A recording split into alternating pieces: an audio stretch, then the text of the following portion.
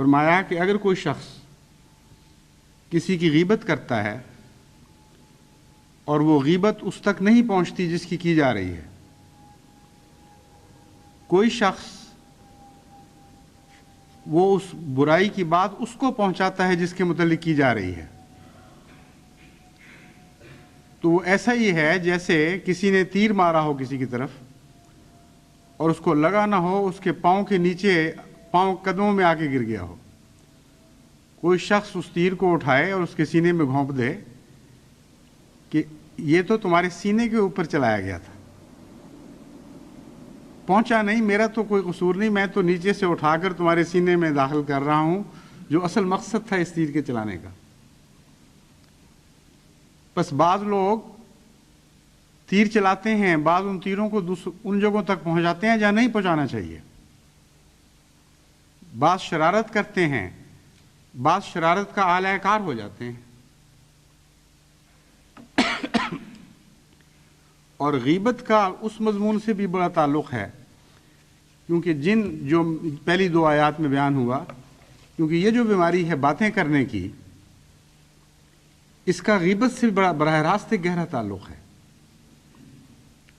बातें करने वाले बातों का चस्का लेते हैं,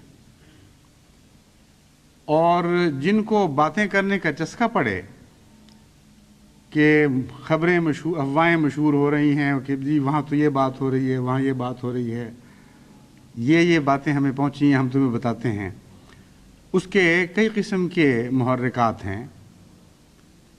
एक तो सबसे सादा, सबसे पहला मुहर्रिक तो ये है कि हर शख्स को साहिब इल्म बनने का शौक़ है, ये जाहिर करने का शौक़ है कि मुझे उससे ज़्यादा पता है जो तुम्हें पता है, ये खबर किसी को नहीं पता, मुझे पता लगी है।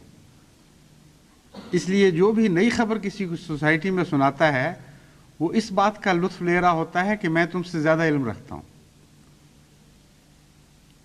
चुनांचे इस किस्म के लोग फिर आगे कई बीमारियों के शिकार हो जाते हैं। बातें कर कर के मुबालगे की आदत पड़ती है, क्योंकि ख़बर अगर सुनने वालों के दिल में कोई तहरीक पैदा ना करे, कोई इर्तियाश पैदा ना करे, तो बाज़ दफ़ा ख़बर सुनाने वाला शर्मिंदा हो जाता है।